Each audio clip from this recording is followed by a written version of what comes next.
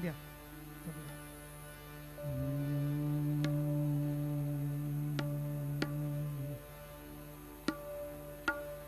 श्रीमन्महागणाधिपतये नमः. श्री सरस्वत्यै नमः. श्री गुरुभ्यो नमः. सर्वदेवेभ्यो नमो नमः. वक्रतुंड महाकाय सूर्यकोटि समप्रभ निर्विघ्नं कुरु मे देव सर्वकार्येषु सर्वदा. गुरुर्ब्रह्मा गुरुर्विष्णु गुरुर्देवो महेश्वरा. गुरुस्साक्षात् परब्रह्म तस्मै श्री गुरवे नमः. काषाय वस्त्रं करदण्डधारिणं कमण्डलुं पद्मकरेण शङ्खं चक्रं गदाभूषित भूषणाढ्यं श्रीपादराजं शरणं प्रपद्ये. अलंकापुरी पुण्यभूमि पवित्र तिथे नांदतो ज्ञानराजा सुपात्र. तया आठवीता महापुण्यराशी. नमस्कार माझा सद्गुरु ज्ञानेश्वरासी. नमो सद्गुरु तुकया ज्ञानदीपा. नमो सद्गुरु सच्चिदानंद रूपा. नमो सद्गुरु भक्त कल्याण मूर्ती. नमो सद्गुरु भास्करा पूर्ण कीर्ती. शुका सारिखे पूर्ण वैराग्य जानसे. वसिष्ठा परिज्ञान योगेश्वरासे. कवी वाल्मिका सारिखा मान्य ऐसा. नमस्कार माझा सद्गुरु रामदासा. तुला योग्य वाटेल ते त्वा करावे. शिशूने पित्याला कसे शिकवावे. गणोची सदा वाही चित्तात चिंता. नमस्कार माझा तुला साईनाथा. मूकं करोति वाचालं पंगुं लंघयते गिरिं. यत्कृपातमहं वन्दे परमानन्दमाधवम्. सर्वमङ्गलमाङ्गल्ये शिवे सर्वार्थसाधिके शरण्ये त्र्यम्बके गौरी नारायणे नमोऽस्तुते. नमो देव्यै महादेव्यै शिवायै सततं नमः. नमः प्रकृत्यै भद्राय नियता प्रणता स्मता.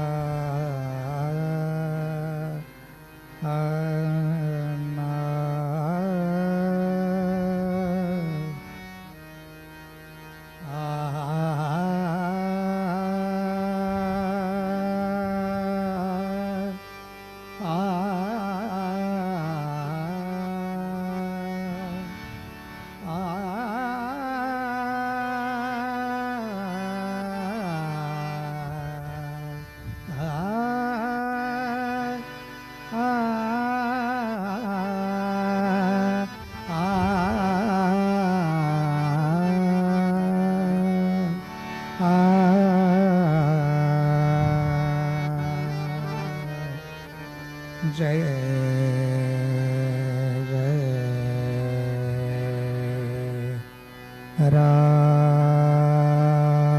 राम जय जय राम कृष्ण हरि जय जय राम कृष्ण हरि जय जय राम कृष्ण हरि जय जय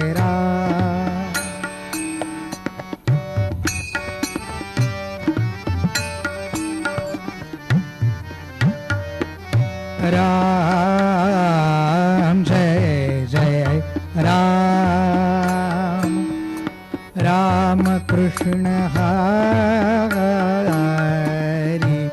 जय जय राम राम गोवर्धन धर गोपाल नर गोकुल संकट हरि जय जय राम राम कृष्ण हरि जय जय राम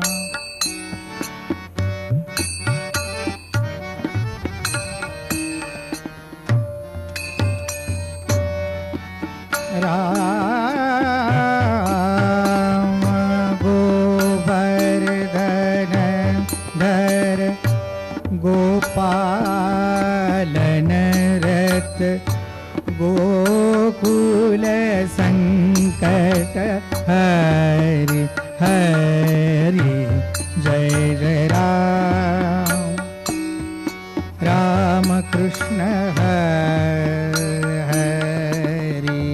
जय जय राम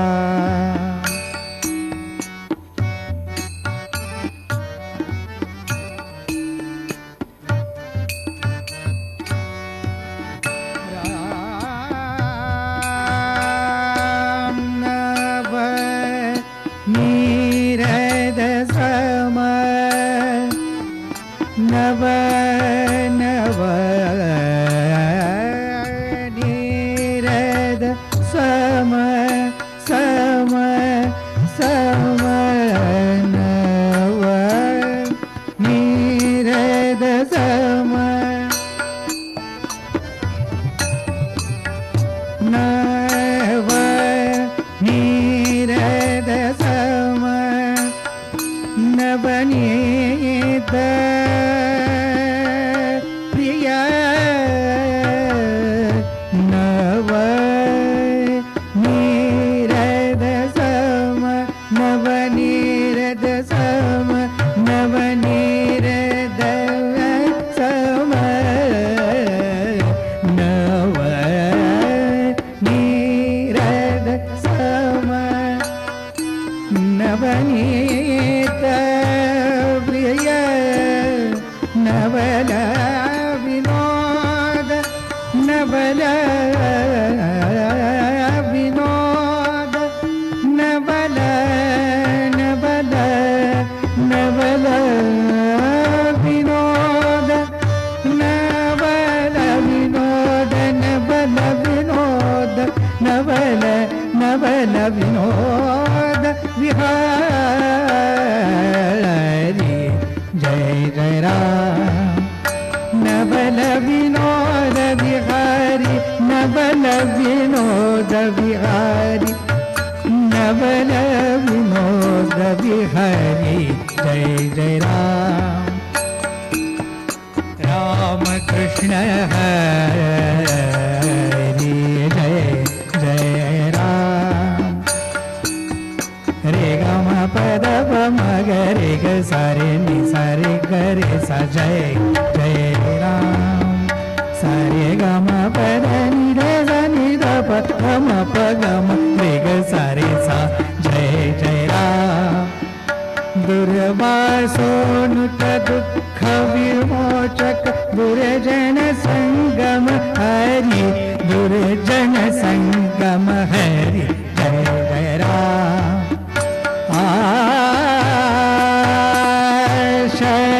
शरणागत दीना दीना दीना, शरणागत दीना दीना,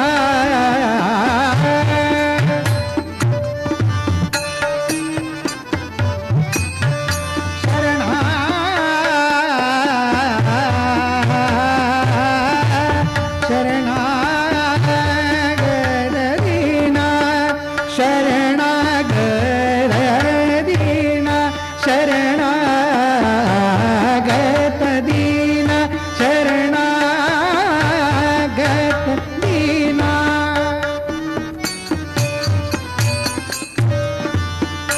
शरणागत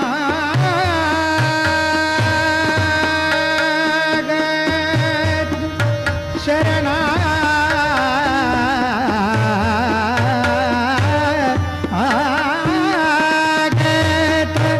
दीना,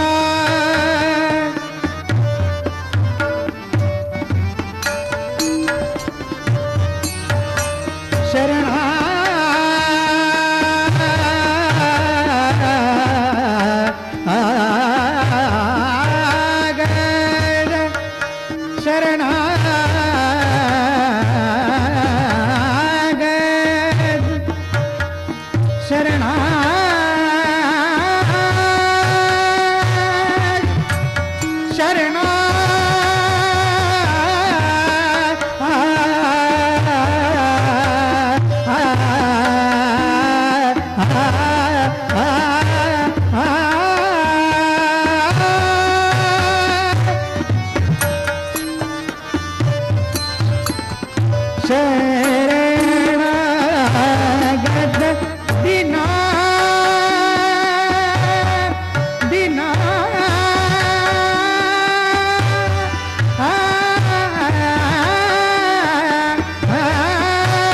शरणीने शरणागत दीना, शरणीने शरणागत दीना दीना दीना, शरणागत दीना,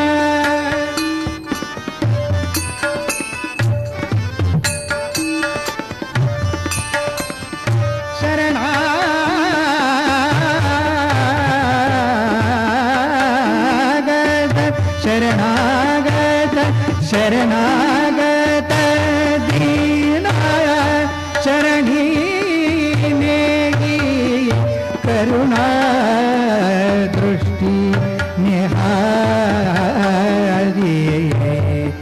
करुणा करुणा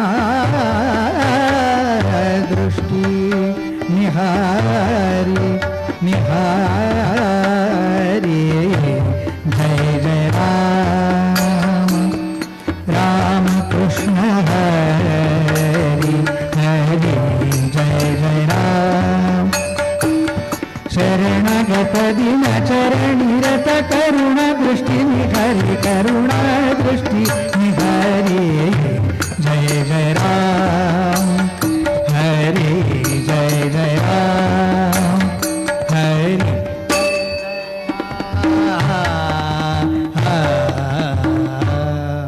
ओ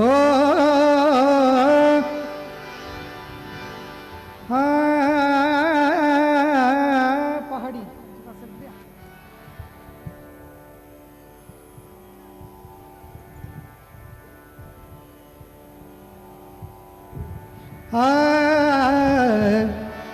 साई रहम नजर करना, बाबा रहम नजर करना, साई रहम नजर करना, बाबा रहम नजर करना, बाबा रहम नजर करना, साई रहम नजर करना, बाबा रहम नजर करना, बाबा रहम।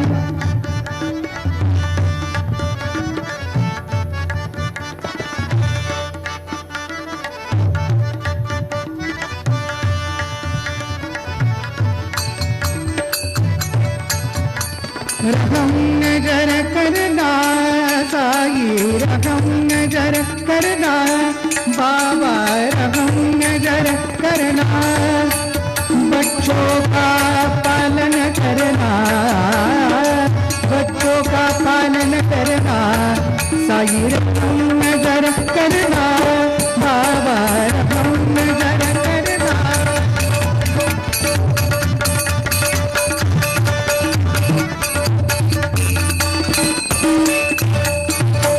जाना तुमने जगत पसारा, जाना तुमने जगत पसारा, जाना तुमने जगत पसारा, सब ही झूठ जमाना, सब ही झूठ जमाना, सब ही झूठ जमाना साई, रहम नजर करना बाबा, रहम नजर करना।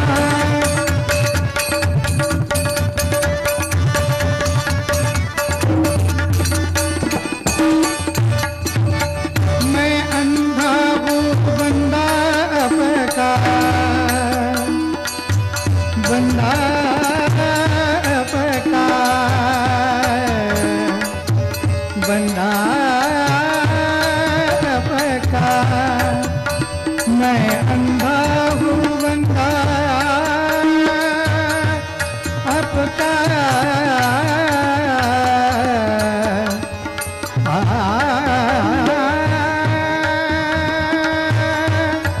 बंदा आपका,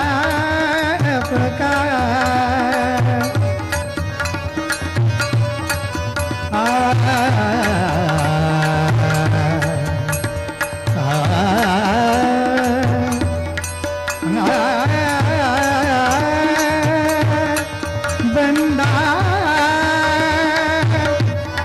मैं बंदा अंधा,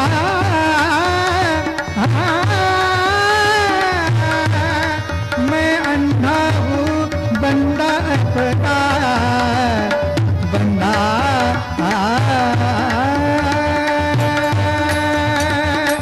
बंदा आपका,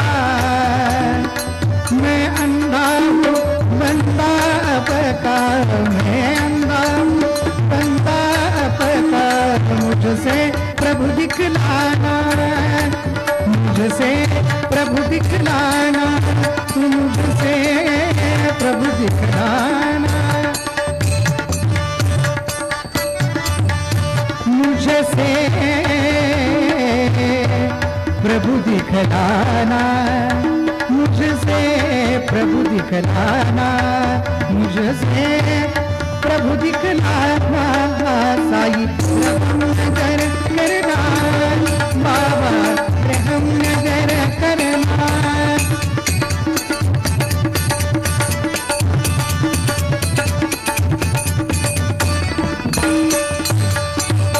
दास गणु कहे अब क्या बोलूं, दास गणु कहे, गणु कहे, दास गणु कहे अब क्या बोलूं, दास गणु कहे अब क्या बोलूं, दास गणु कहे अब क्या बोलूं, थक गई बाबा, थक गई मेरी रचना, थक गई मेरी रचना बाबा, थक गई मेरी रचना साई, रहम नजर करना बाबा, रहम नजर करना, बच्चों का पालन करना, बच्चों का पालन करना, रहम नजर करना साई, रहम नजर करना बाबा, रहम नजर साई, रहम नजर बाबा, रहम नजर करना। दिगंबरा दिगंबरा श्रीपाद वल्लभ दिगंबरा बोला।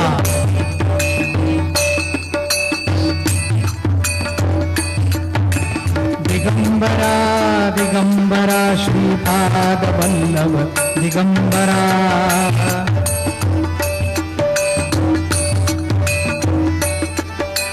दिगंबरा दिगंबरा श्रीपाद वल्लभ दिगंबरा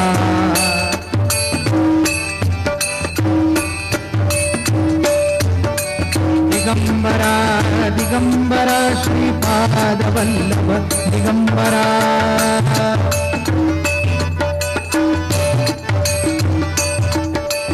दिगंबरा दिगंबरा श्रीपाद वल्लभ दिगंबरा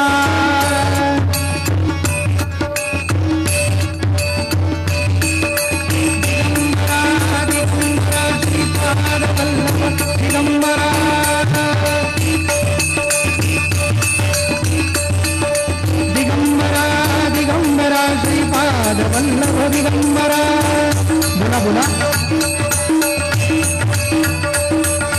दिगंबरा दिगंबरा श्रीपाद वल्लभ दिगंबरा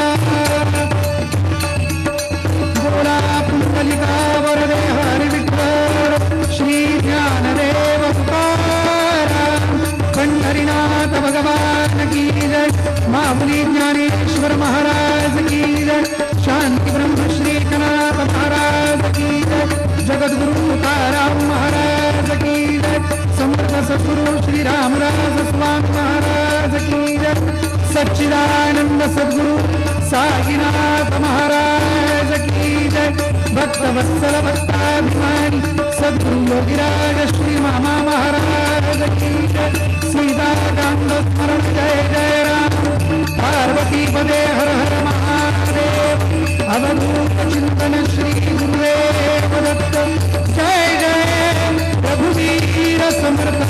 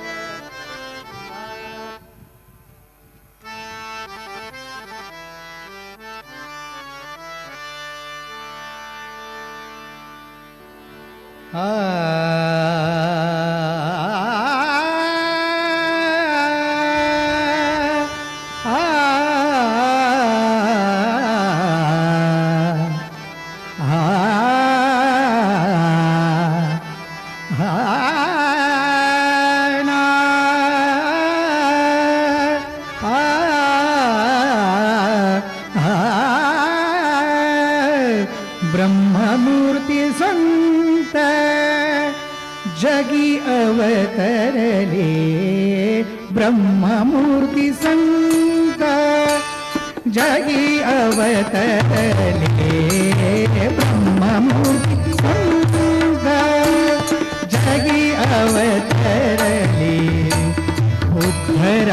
उद्धरावयाले उद्धरावयाले दीन जना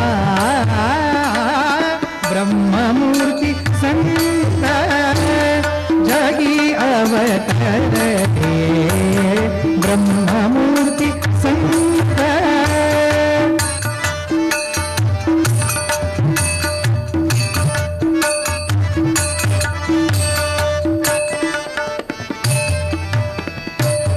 ब्रह्मादिक जया होती पायवणी ब्रह्मादिक जया होती पायवणी नाम घेता वदनी नाम घेता वदनी दोष जाती नाम घेता वदनी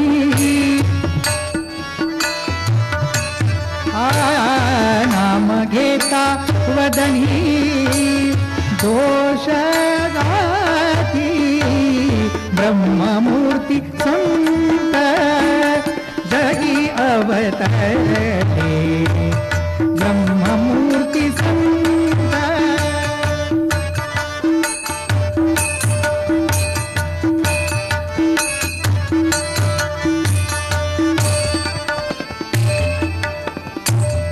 हो का दुराचारी विषयी आसक्त हो का दुराचारी विषयी आसक्त हो का दुराचारी हो का दुराचारी हो का दुराचारी हो का दुराचारी विषयी आसक्त संत कृपे त्वरित संत कृपे त्वरित उद्धरती संत कृपे त्वरित उद्धरती ब्रह्ममूर्ती संत जगी अवतरले ब्रह्ममूर्ती संत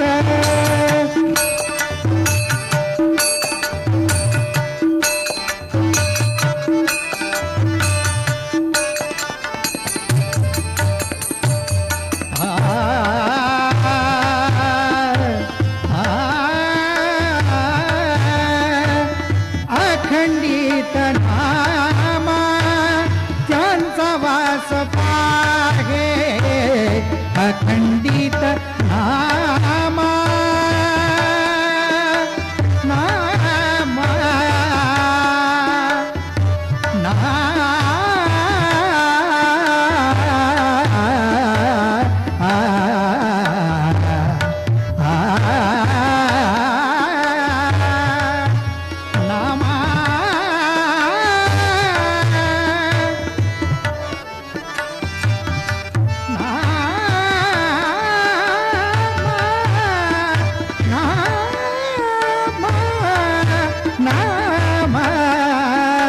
नामा अखंडित नामा त्यांचा वास पाहे निशिदिनी ध्याये निशिदिनी ध्याये सत्संगती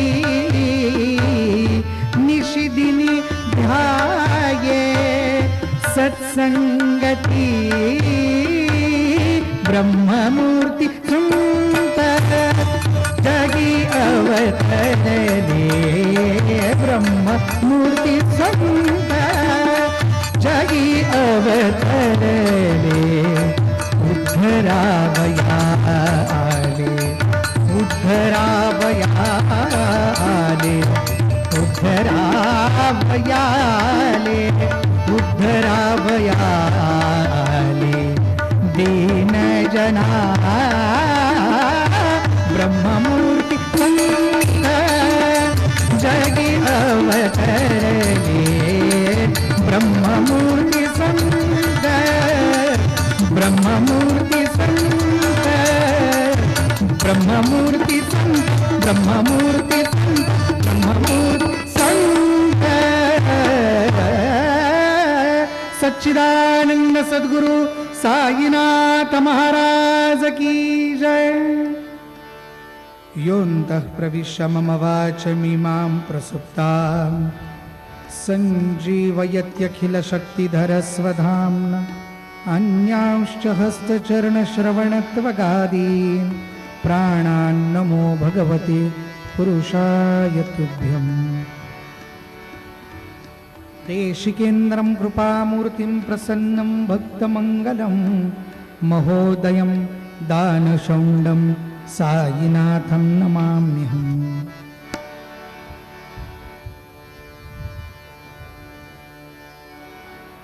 अवधूत चिंतन श्री गुरुदेव दत्त सद्गुरुनाथ महाराज की जय।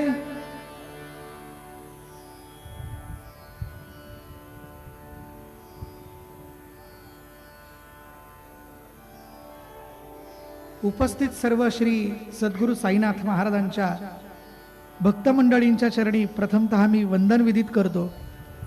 आज आपण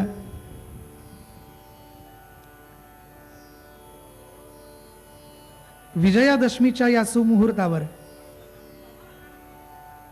सद्गुरुनाथ श्री साईनाथ महाराजांच्या या पवित्रतम प्रांगणामध्ये त्यांच्या सान्निध्यात, त्यांच्या सहवासात आपलं पारमार्थिक कल्याण व्हावं या हेतून कीर्तन श्रवणासाठी बसलेलो आहोत.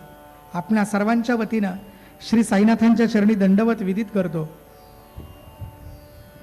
आज संतांचं अवतरण या भूमी तलावरती कशासाठी होतं, त्यांचं येण्याचं प्रयोजन काय, मानवी जीवनामध्ये सत्संगाची महती काय आहे हे सांगण्यासाठी पंढरीश परमात्मा श्री पांडुरंग यांचे भक्तिप्रेम भांडारी म्हणून प्रसिद्ध असलेले श्री संत नामदेव महाराज यांचा अतिशय गोड असा 4 चरणांचा अभंग निरूपणासाठी घेतलाय. त्यावरती थोडा वेळ निरूपण आणि नंतर बाबांचं समाधी प्रसंगाचं कथन आपल्या समोर होईल. नामदेव महाराज आजच्या या अभंगामध्ये त्यांना त्यांच्या संपूर्ण जीवनामध्ये प्राप्त झालेल्या पारमार्थिक वैभवाचंच वर्णन करतात. आणि ते पारमार्थिक वैभव म्हणजे काय, त्यांना लाभलेला संतांचा, सत्पुरुषांचा, महात्म्यांचा सहवास, त्यांच्याच योगानं, त्यांच्याच कृपेनं त्यांच्यावरती झालेला श्री सद्गुरुनाथांचा अनुग्रह, हाच त्यांचा तो पारमार्थिक ठेवा आहे. त्याच पारमार्थिक ठेव्याचं आज ते वर्णन करतात. थोडा तानपुरा कमी करायचा.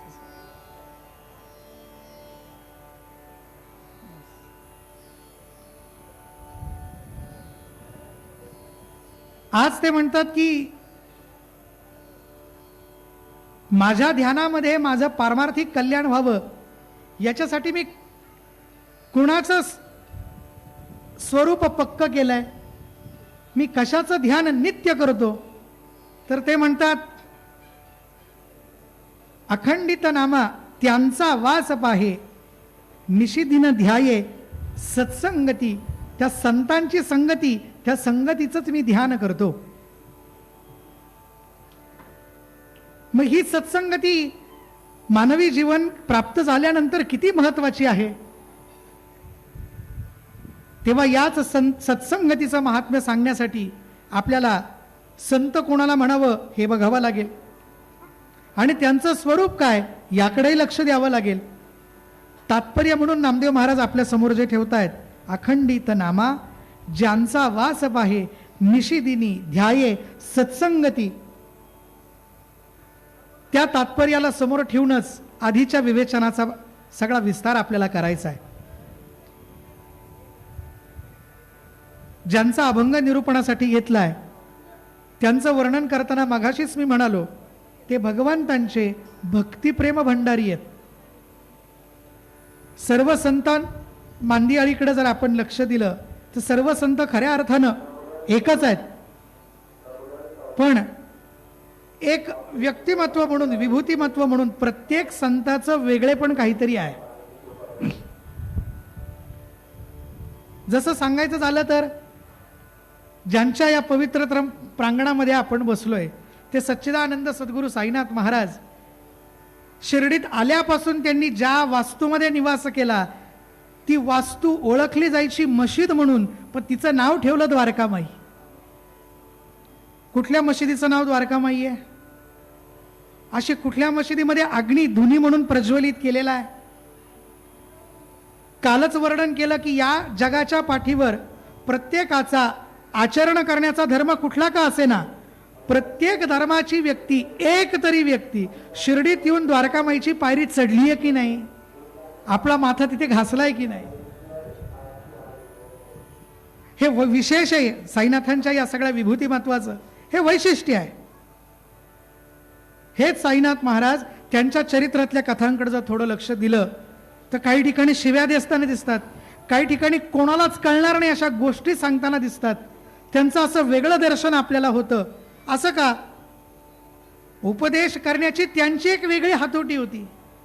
तुकोबारायांसारख्या अभंगांची रचना साईबाबांनी केली नाही, ज्ञानेश्वर माऊलींसारख्या ओव्यांची रचना त्यांनी केली नाही, पण सहज बोलणे हितोपदेश करुणी सायास शिकविती या उक्तीमध्ये साईनाथ येतात की नाही. सांगायचा मुद्दा हा, प्रत्येक संतांचं वैशिष्ट्य वेगळं. जसं साईनाथांचं वेगळं तसं नामदेवरायांचं सुद्धा वेगळं आहे. मुद्दा म्हणून मी अभंगाकडे स्वतःला खेचतोय, कारण साईबाबांवर बोलायला लागलो की त्यावरच बोलत राहावं असं वाटतं. साईनाथ महाराज सगळ्यांना सोबत घेऊन राहिले, जगले, वागले.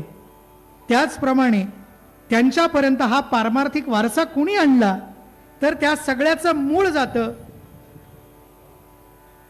वारकरी संप्रदायांचे सद्गुरू म्हणून आपण ज्यांना नमस्कार करतो ते निवृत्तीनाथ महाराज, त्यांचे शिष्य आणि बंधू असलेले ज्ञानेश्वर महाराज, त्यांचे शिष्य असलेले सोपानदेव महाराज, त्यांची भगिनी असलेली मुक्ताबाई, तत्कालीन ते भेटायला गेलेत पंढरीत ते श्री नामदेव महाराज, चोखामेळा महाराज, नरहरी महाराज, या सगळ्यांनी त्या काळातला जो पारमार्थिक वर्तुळ सजवला होता त्या काळामध्ये सामाजिक एकरसतेचं, एकरूपतेची जी बीजं त्यांनी पेरली होती तीच बीजं आजवर शिर्डीपर्यंत झिरपत आली आहेत.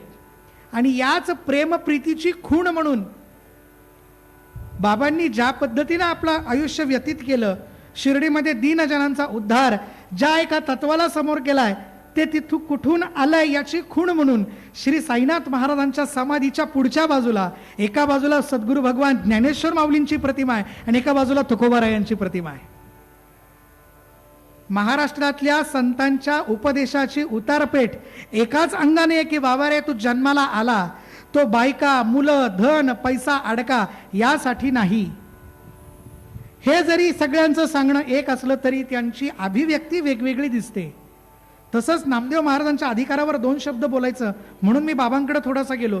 जसे साईनाथ वेगळे, तसे सगळ्या संत मांदियाळीमध्ये भगवान पांडुरंगाच्या गळ्यातले कंठमणी म्हणून शोभावेत असे श्री संत नामदेव महाराज आहेत. गंमत अशी बघा, आपल्याला भगवंतांचं दर्शन घ्यायचं असेल, भगवंतांची प्राप्ती व्हायची असेल तर सद्गुरूंची कृपा व्हावी लागते, आणि सद्गुरूंची प्राप्ती व्हायची असेल तर भगवंतांची कृपा व्हावी लागते. असं एकमेकांवर ते अवलंबून आहे. मग सद्गुरूंची कृपा झाली नाही तर भगवत दर्शन होणार नाही. पण नामदेव महाराजांचा पूर्वजन्मच इतका बळकट होता, मागच्या जन्मीचं पुण्यच इतकं बळकट होतं की सद्गुरूंची तशी प्राप्ती होण्याच्या आधीच त्यांना भगवंतांबरोबर बोलता यायला लागलं, भगवंतांचं दर्शन त्यांना व्हायला लागलं. बरं, दर्शन होतं म्हणजे काय? नुसतंच बघायचं नाही, ते भगवंतांबरोबर बोलायला लागले. मग नुसतंच बोलायचं नाही, भगवंतांना त्यांनी नैवेद्य दाखवला. आणि नैवेद्य दाखवला म्हणजे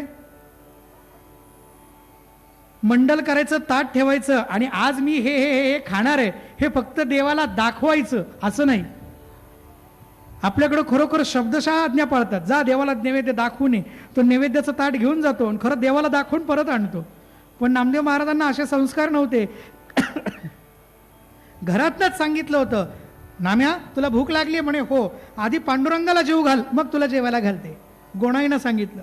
आईनं सांगितलं ना तर देवाला जेवू घाल म्हटल्यानंतर नामदेव महाराजांनी नैवेद्य अर्पण केला, विधी झाला. आणि ते नैवेद्य अर्पण करण्याचा विधी झाल्यावर भात कालवला आणि देवाला जेवा म्हणून आता आग्रह करायला लागले. देव येईनात म्हटल्यानंतर मस्तक आपटायची भाषा केली. देवा जेव नाही तर मी माझं मस्तक फोडीन तुझ्या समोर. देव ऐकेना, शेवटी मस्तक फोडायला मान फिरवली, डोकं आपटलं, दगडाच्या ऐवजी काहीतरी गुलाबाच्या पाकळ्यांसारखं मऊमऊ काहीतरी कपाळाला लागलं. चमकून वरती बघितलं तर भगवंतांचा स्वतःचा हात स्वतः प्रकट झालेत. त्याला उभं केलं, म्हणे अरे नाम्या, दगडाचा देव कधी जेवतो का? पण त्यांचा हा आवडता भक्त त्यांच्या इतकाच रंगलेला आणि पक्का होता. त्यानं देवांना शब्दातच पकडलं. विठ्ठलाकडे बघून नामदेव महाराज म्हणतात, देवा दगडाचा देव कधी बोलतो का? जसा बोलला तसा जेवेल आणि जेवायला सांगितलं. असा अलौकिक अधिकार प्राप्त झालेले नामदेव महाराज. नंतरच्या एका प्रसंगात मुक्ताबाई महाराजांनी नामदेव महाराजांना भर संतांच्या सभेत कच्चा म्हणाली. आणि मी कच्चा, देव माझ्याशी बोलतो आणि ही मला पोरकरातली पोर मला कच्चा म्हणाली म्हणून भगवंतांबरोबर भांडण मांडलं आणि भगवंतांच्याच आज्ञेनं त्यांच्यावर विसोबा खेचर महाराजांनी कृपा केली. त्याच कृपेचं, त्याच सत्संगतीचं आणि त्यांना प्राप्त झालेल्या संतांच्या संगतीमुळे संत किती महान आहे या महतीचं वर्णन ते आजच्या अभंगात करतात. ते म्हणतात, हे संत कसे आहेत? ब्रह्ममूर्ती संत जगी अवतरले. कशासाठी? उद्धरावया आले दीन जना. परब्रह्म स्वरूप ही अशी सत्ता आहे की ही पूर्ण चराचर निर्माण करते. आणि या परब्रह्म स्वरूपाचे मूर्तिमंत पुतळे म्हणजे सद्गुरुनाथ आपले संत आहेत, आपले श्री साईनाथ आहेत. सर्व संत या परब्रह्म तत्वाचीच ओतीव मूर्ती आहेत. एक रॉ मटेरियल म्हणतो ना आपण, तसं म्हणता येणार नाही, पण या सगळ्या सात्विकतेचा एक आविर्भाव ज्यांच्या मूर्तीमध्ये आपल्याला दिसतो त्यांना म्हणावं संत. हे कसे आहेत? ते मुळात जात्याच ब्रह्म आहेत म्हणून त्यांना ब्रह्माची मूर्ती म्हटलंय. ब्रह्ममूर्ती संत. ते काय करतात? तर जगी अवतरले. तुम्ही म्हणाल जर परब्रह्म स्वरूप तर भगवान आहेत, देव आहेत. संतांना परब्रह्म स्वरूप कसं म्हणायचं सांगतो. दोघेही परब्रह्म स्वरूपातलेच वेगवेगळे ठसे आहेत. एकाच नाण्याच्या दोन बाजू, पण दोघेही अवतीर्णच होतात. भगवान सुद्धा अवताराला येतात आणि संत सुद्धा अवतारालाच येतात. ढोबळमानानं ते मनुष्याच्या गर्भामधून मनुष्य योनीला जन्म घेतल्यासारखे दिसतील, पण खऱ्या अर्थानं भगवंतांनी संकल्पपूर्वक ठरवलेला तो अवतारच असतो. श्री साईनाथ महाराज हे सुद्धा ब्रह्ममूर्ती संतच आहेत. ते अवताराला आले. कशासाठी? उद्धरावया आले दीन जना. ब्रह्ममूर्ती संत जगी अवतरले. हे संत स्वतःच्या इच्छेप्रमाणे अवताराला येतात, आपलं कार्य पूर्ण करतात आणि पुन्हा निजधामाला जातात. आता अवतरणे म्हणजे काय? अवतृ किंवा अवतरण म्हणजे वरून खाली येणे. मग वरून खाली येणे म्हणजे आकाशातनं खाली येणे का? नाही. आपल्याला जे दिसत नाही हे परब्रह्मतत्व दृष्टीनं दिसायला लागतं. अशा स्वरूपाला येणं म्हणजेच अवताराला येणं. सांगायचं झालं तर एक की आपण सगळे जीव मागच्या जन्मीच्या वासना साचल्यात म्हणून पुढच्या जन्मी जन्माला येतो, पुढच्या योनीमध्ये जन्माला येतो. पण संत आणि भगवंत हे जन्माला येत नाहीत. ते जन्माला जरी आल्यासारखे दिसत असले तरी ते जन्माला आलेले नसतात, ते अवतीर्ण झालेले असतात. त्यांच्या अवतार कार्याचं प्रयोजन वेगवेगळं आहे. भगवंतांना विचारलं, भगवान श्रीकृष्णांना, का हो तुम्ही एवढे 10 अवतार घेतले? श्रीमद भागवत म्हणतो 24 अवतार घेतले. कशासाठी घेतले? तर ते म्हणतात, मी अवताराला कशासाठी येतो? यदा यदा हि धर्मस्य ग्लानिर्भवति भारत अभ्युत्थानमधर्मस्य तदात्मानं सृजाम्यहम. ज्या ज्या वेळेस या समाजातल्या सात्विकतेला म्हणजे धर्माला ग्लानी येईल त्यावेळेस त्या धर्माची घडी पुन्हा बसवण्यासाठी मी अवताराला येईल. पुढे म्हणतात, परित्राणाय साधूनां विनाशाय च दुष्कृतां धर्म संस्थापनार्थाय संभवामी युगे युगे. भगवान म्हणतात की या अधर्माला पसरवण्यासाठी कारणीभूत असलेल्या दुष्टांचा नाश करण्यासाठी आणि धर्म रक्षण करणाऱ्या सज्जनांचं रक्षण करण्यासाठी मी अवताराला येतो.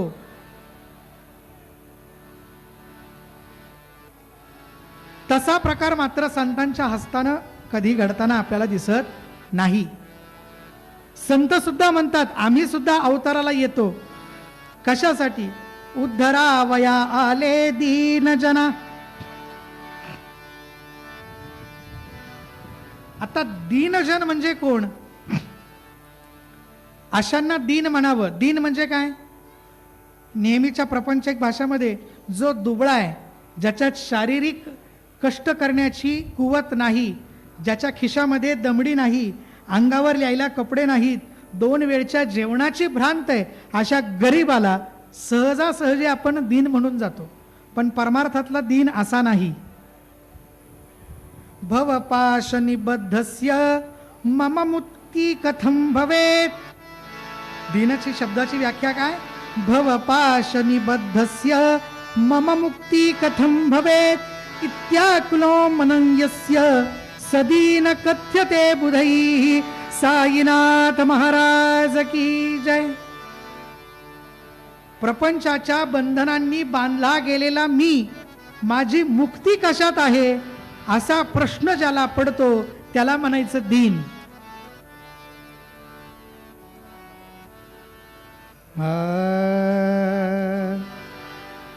मध्यम.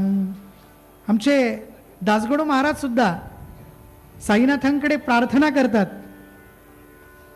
ते म्हणतात की मला तुमची दयादृष्टी पाहिजे आणि ही दयादृष्टीच मला तारू शकते. माझ्यावर कृपा करा. त्यांच्या त्या पदातनं जो भाव व्यक्त होतो तो ह्या दीनपणाचाच भाव आहे. रहमन जर कर अब मोरे साई, तुम बिन नहीं मुझे माँ बाप भाई. रहमन जर कर अब मोरे साई, तुम बिन नहीं मुझे माँ बाप भाई. रहमन जर कर मैं अंधा हूँ बंदा तुम्हारा, मैं अंधा हूँ बंदा तुम्हारा. मैं ना जानू, मैं ना जानू, मैं ना जानू. अल्लाह इलाही रहमान जर करो अपने मस्जिद का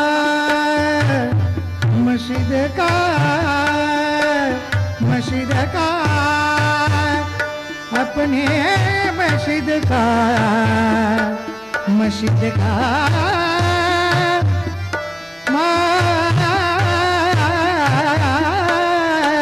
अपने मस्जिद का झाड़ू गनू है.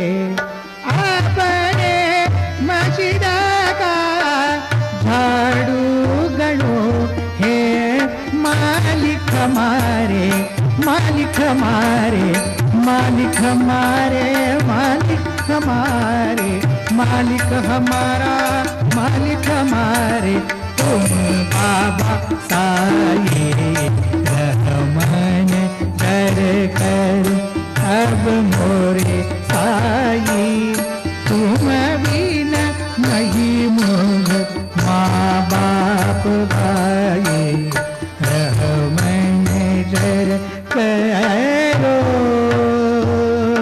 राम. साईनाथ महाराज की जय.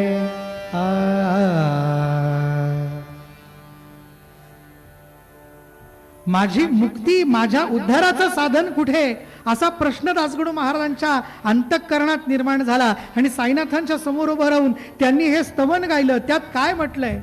मैं अंधा हूं बंदा तुम्हारा, मालिक हमारे तुम बाबा साई. तुम्हीच माझे मालिक आहात, तुम्हीच आमचे मालिक आहात, मालक तुम्हीच आहात. तुम्ही म्हणाल तसे आम्ही चालू. आम्ही सगळे तुमच्या पुढे कठपुतल्याच्या बाहुल्यांसारखे. त्याची सगळी सूत्र तुमच्या हातात आहेत. उद्धार माझा कुठे होईल याला म्हणायचं दीनता. आणि या दीन दुबळेपणा, असा दीनपणा आला. या दीनांच्या उद्धारासाठी असलेली कोण? ती आमची श्री साई माऊली आहे. या साई माऊलीने उद्धार कुणाकोणाचा केला? अनेकांचा केला. ती व्यवस्थाच इथे करून ठेवली आहे. कालचा अभंग त्यासाठीच घेतला होता. कोणता? काय अभंग होता काल? शिर्डी क्षेत्र नोहे पचंबा बाजार, तेथे दुकानदार परमार्थाचा. दीन व्यक्तीला विचारलं, जो दीन आहे त्या दुबळ्याला, त्या मुमुक्षुला विचारलं, तुझी मागणी काय? माझी मुक्ती कुठे आहे? मी या संसारानं बांधला गेलोय, या संसारातनं जो बांधला गेलोय त्या बंधनातनं मला कोण सोडविल? तर पारमार्थिक शक्तीच सोडवू शकते. आणि ही पारमार्थिक शक्ती आपल्याजवळ राखून ठेवलेले त्या पारमार्थिक शक्तीचे मालक म्हणजे श्री साईनाथ महाराज आहेत. ते खरे या दुकानाचे दुकानदार. तेथे दुकानदार परमार्थाचा ते आपल्यावर कृपा करतात, म्हणजे श्रद्धा सबुरीचं दान देतात आणि आपल्याला परमार्थाला लावतात. आपल्या अंतःकरणातली सात्विकता कशी वाढेल यासाठी ते प्रयत्न करतात. त्यांचं अवतार कार्यच यासाठी आहे. उद्धरावया आले दीनजना. आता असा कोण दीनजन? या दीनजनांपैकी एक दीन आपण काल बघितला, ज्यांचं नाव काकाजी वैद्य, सप्तशृंगी गडावरचे. असे अनेक दीनजनांचा त्यांनी उद्धार केला. ब्रह्मादिक ज्यांची वंदिती पायवणी, नाम घेता वदनी दोष जाती. या संत हे ब्रह्ममूर्ती आहेत. ते दीनजनांचा उद्धार करण्यासाठी या पृथ्वी तलावरती अवतरतात. मान्य. यापुढे ते काय करतात? ते त्यांचा अधिकार किती मोठा आहे. ब्रह्मादिक जे इंद्र चंद्र बाकी सर्व देव आहेत, हे सर्व देव सुद्धा या संतांना नमस्कार करतात. एवढंच काय, भगवान शिवशंकर सुद्धा यांची पूजा करतात, यांना नमस्कार करतात. त्यांच्या चरणीचे रज मस्तकाला लावतात. कोण? भगवान शंकर. एकदा देवर्षी नारदांनी भगवान विष्णूंना देवपूजा करताना बघितलं. सहज कुतूहल वाटलं. म्हणाले, देवा कोणाची पूजा करतायत? त्यावेळेस भगवान म्हणाले, अरे, म्हणून त्यांनी त्या देव बसलेत त्या तांबणामध्ये लक्ष दिलं, तर त्या तांबणामध्ये व्यास होते, सर्व ऋषीमुनींच्या मूर्ती त्यामध्ये होत्या. एवढंच काय, स्वतः देवर्षी नारदांची मूर्ती सुद्धा त्यामध्ये होती. देवर्षी म्हणाले, देवा तुम्ही आमची पूजा करतात? ते म्हणाले, हे नारद मुनी, ज्यांनी स्वतःचा सगळा भार आमच्यावरती सोपवलाय आणि जे अनन्यतेनं फक्त माझीच भक्ती करतात, ते मला खूप प्रिय असतात. नारद म्हणाले, मला माहिती की एवढे सगळे भक्त तुम्हाला प्रिय असतात, पण एवढं? तर म्हणाले, हो, अशांची मला पूजा करावीशी वाटते. हे सगळी भक्त मंडळी म्हणजे संत मंडळी आहेत.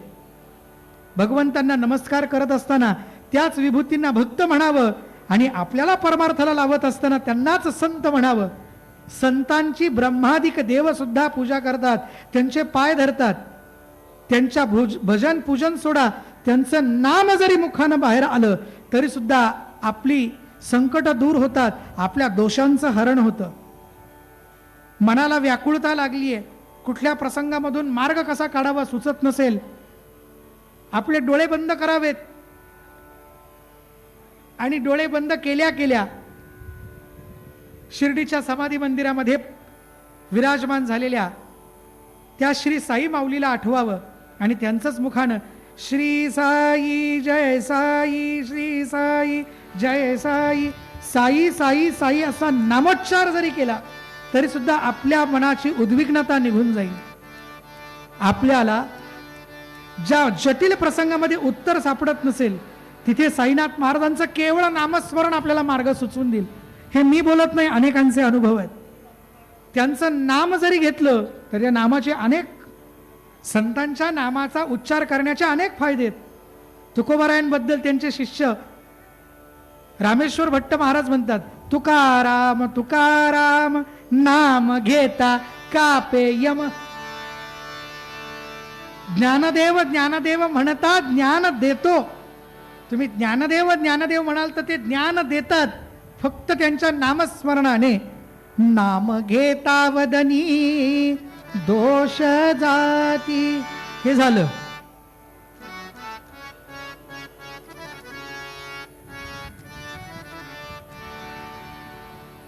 संतांकडे आपण जर गेलो तर त्यासाठी एक वेगळी योग्यता लागते आणि भगवंतांनी आपल्याला अंगीकारायचं म्हटलं तर त्यासाठी सुद्धा आपली एक स्वतःची विशेष तयारी लागते. भगवंतांना प्रश्न विचारला, का हो तुम्ही कृपा केव्हा करता? तर ते म्हणता की ज्या भक्ताचं, ज्या जीवाचं अंतःकरण शुद्ध झालेलं आहे त्याचाच मी स्वीकार करतो. काय बोललो मी? भगवान आणि संतांमध्ये फरक काय?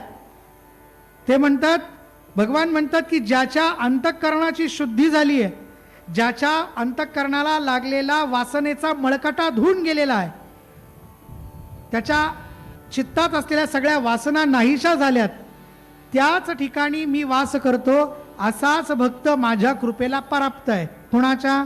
देवाच्या. पण संतांच्या कृपेला, संत म्हणतात आमच्याकडे येण्यासाठी असा कुठलाही फॉर्म भरायची गरज नाही. तुम्ही कुणीही असा, कुठल्याही जातीतले असा, कसेही असा, त्यांना शरण जाणारा कसाही असला तरी त्याला ते स्वीकारतात. थोडं पुढे बोलू. त्यांना शरण जाणारा कसाही असला किंवा कसाही असला तरी त्याला ते स्वीकारतात. देवर्षी नारदांना भेटलेल्या वाल्या कोळ्याची कथा सर्वांना माहिती आहे. देवर्षी नारदांना मारायलाच आला होता, तो बांधून ठेवलाय. पण ते म्हणाले मला मारल्यानंतर जे तुला काय वाटतं माझ्याकडे मिळेल, किंवा आजपर्यंत तुझी वाटमारी करतोय हे तुझ्याकडनं पाप निश्चित घडतंय. तो म्हणे हो घडतंय, पण पोटपाणी करण्यासाठी घरच्यांसाठी करावं लागतं. म्हणे तू ज्यांच्यासाठी हे करतोय त्यांना एकदा विचारून ये की तू करत असलेल्या पापाचे भागीदार ते आहेत का. तो घरी गेला, घरातले म्हणाले आमचं पोट भरणं तुझं कर्तव्य आहे, तिकडं तू चोऱ्या माऱ्या करतोय की काही व्यवसाय करतोय, आम्हाला त्याशी घेणं देणं नाही.